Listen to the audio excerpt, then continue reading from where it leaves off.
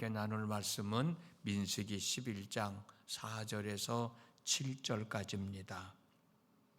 우리 다 같이 함께 읽겠습니다. 시작. 그들 중에 섞여 사는 다른 인종들이 탐욕을 품음에 이스라엘 자손도 다시 울며 이르되 누가 우리에게 고기를 주어 먹게 하랴.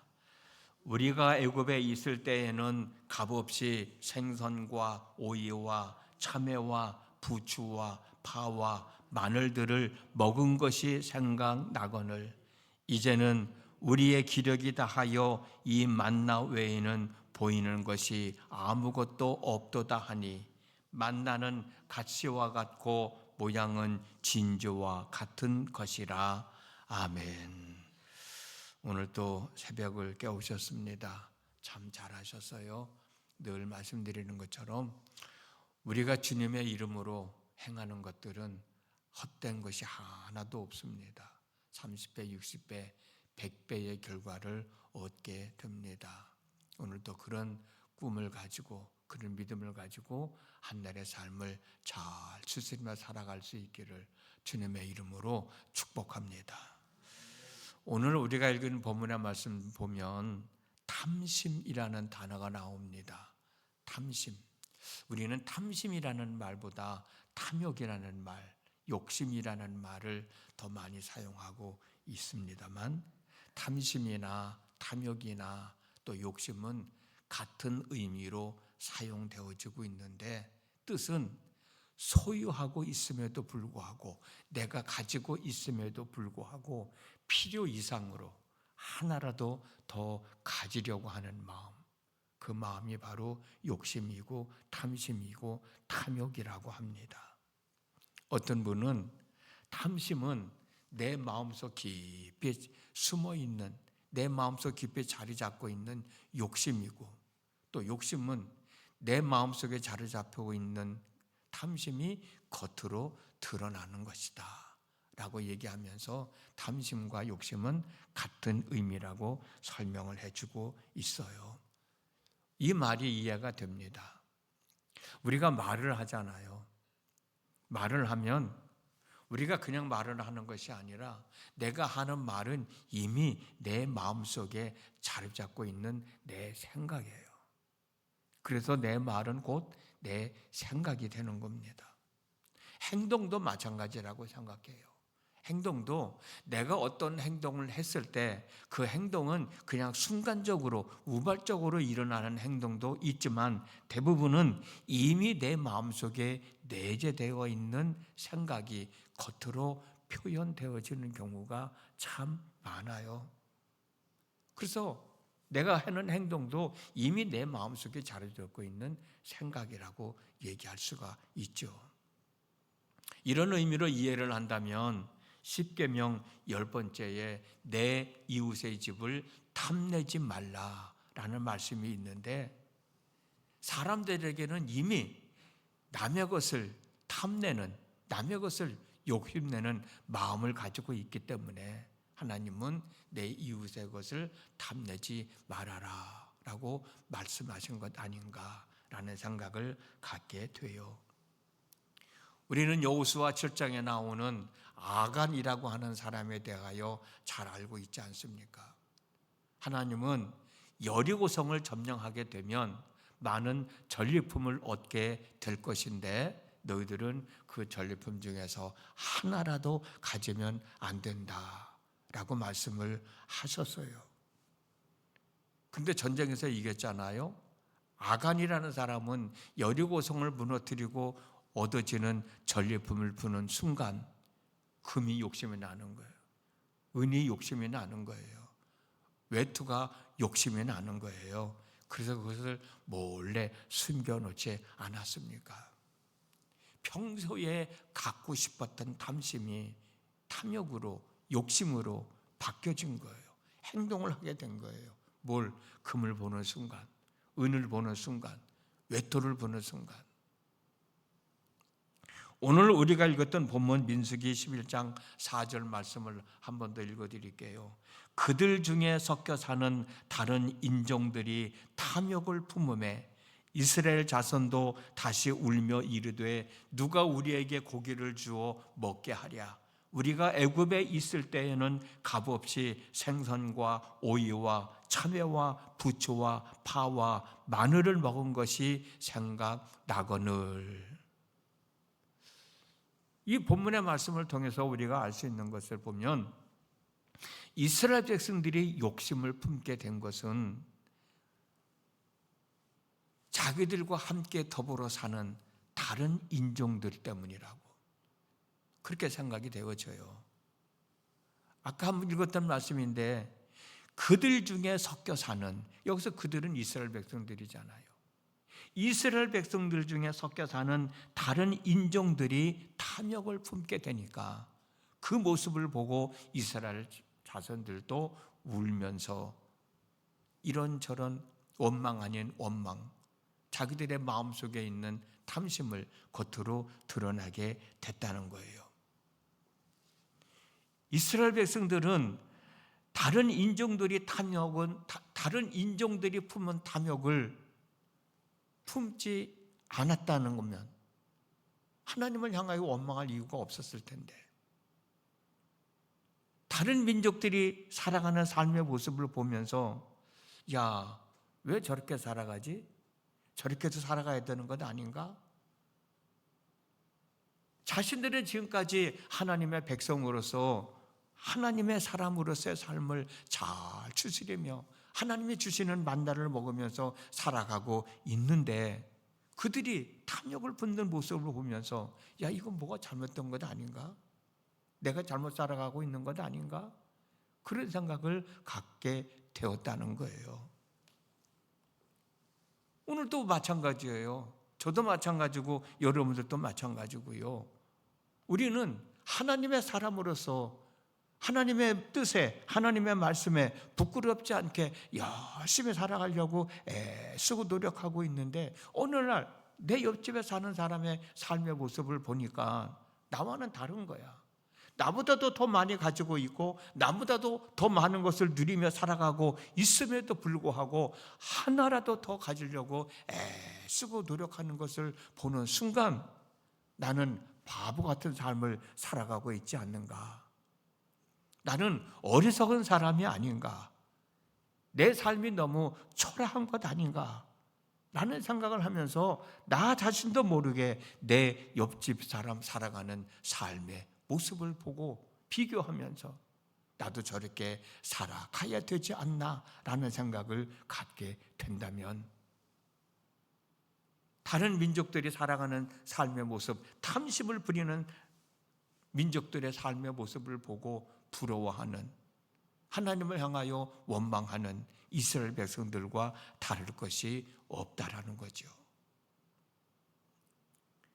애굽을 나온 이스라엘 백성들은 이스라엘 백성들끼리만 살고 있는 게 아니고 다른 인종들과 함께 어울려 살아가고 있듯이 예수님을 믿고 구원받은 하나님의 사람들, 저와 여러분들도 예수님을 믿어 구원받은 사람들끼리만 살아가는 것이 아니라 예수님을 믿지 않는 사람들하고도 함께 살아가고 다른 종교를 가지고 있는 사람들과도 함께 어울리며 살아가고 있잖아요. 그러므로 우리는 이스라엘 백성들과 같이 다른 인종들이 살아가는 삶의 모습을 보게 될 터인데 그렇더라도 이 사람들의 삶에 영향을 받고 부끄러운 삶을 살아가는 사람들이 아니라 나는 나다. 나는 나다. 나는 예수님을 믿어 구원받은 하나님의 사람이다 라는 마음가짐을 가지고 하나님의 사람으로서 품위를 지키며 살아가는 삶을 살아간다면 얼마나 멋있는 삶일까? 얼마나 복 있는 삶일까? 그런 삶을 살아갔으면 좋겠다는 거죠. 우리는 본을 보이는 삶을 살아가야 한다는 말을 자주 합니다. 하나님의 영광을 드러내며 살아가는 삶을 살아야 한다는 말도 자주 합니다. 맞아요. 우리는 많은 사람들에게 선한 영향을 끼치며 살아가야 하고 본을 보이는 삶을 살아가야 하고 하나님의 영광을 드러내는 삶을 살아가야 합니다. 그러려면 다른 사람들처럼 똑같이 살아가면 그렇게 살아갈 수가 없어요. 본을 보일 수도 없고 영향력을 끼칠 수도 없고 하나님의 영광을 드러낼 수도 없어요. 그들과는 다른 삶을 살아가야 되는 거예요. 다른 사람들이 욕심을 낸다고 나도 덩달아 욕심을 내는 삶을 살면 아무 의미가 없는 거예요. 다른 사람들은 욕심을 부려서 하나라도 더 가지려고 하지만 나는 그래도 하나님의 사람으로서 내가 지금 가지고 있는 것에 대해서 만족하고 감사하며 살아가는 삶을 살아갈 때 많은 사람들에게 선한 영향력을 끼칠 수도 있는 것이고 하나님의 영광을 드러낼 수도 있는 삶을 살아가게 되는 것 아닌가. 다른 사람이 저렇게 살아간다고 나는 왜 이렇게 살아야 하나. 그 비교하면 안 되는 거예요. 비교하면 나는 내대로의 삶을 살아갈 수가 없는 거예요. 다른 사람 살아가는 모습하고 자꾸 비교하면서 나는 왜 이렇게 살아야 되나 그런 생각 가지면 절대로 하나님의 사람으로서 나는 나대로의 삶을 당당하게 살아갈 수가 없어요. 내가 아무리 많이 가지고 있다 하더라도 나보다 더 많은 사람과 비교하면 나는 초라해질 수밖에 없어요. 그러나 여러분, 내 주위에는 나보다도 못한 사람 많이 있잖아. 그 사람하고 한번 생각해 보면 나는 이 정도 살아가는 것도 하나님의 은혜야 라고 고백할 수 있잖아요. 그러니 누구하고도 비교하는 삶은 가장 어리석은 사람인 거야. 내가 비록 가진 것도 없더라도 내가 이렇게 살아가는 삶의 모습이 하나님의 사람으로서 살아가는 삶의 모습이라고 하면 당당하게 살아갈 수 있는 마음가짐이 있어야 되지 않겠냐는 거예요. 오늘 본문에 나오는 이스라엘 백성들처럼 다른 사람들이 탐욕을 품는다고 덩달아서 누가 나에게 고기를 주어서 먹게 하랴. 우리가 애굽에 있을 때에는 생선도 먹었고 오이도 먹고 참외도 먹고 부추도 먹고 파도 먹고 마늘도 먹었던데 애굽에 있을 때는 이런 것들을 먹을 수 있었어요. 그러나 지금 이스라엘 백성들이 있는 데는 광야잖아, 광야. 광야에서 어떻게 오이를 먹을 수 있고 참외를 먹을 수 있고 부추를 먹을 수 있고 파를 먹을 수 있고 마늘을 먹을 수 있어요. 광야에서 먹을 수 있는 것은 만나야. 그래서 하나님은 이스라엘 백성들에게 만나를 안식일을 제한 날마다 만나를 허락하셔서 만나로 하여금 배부르게 먹게 하셨던 것 아닙니까? 그렇잖아요. 이스라엘 백성들이 지금 여행 중에 있잖아요.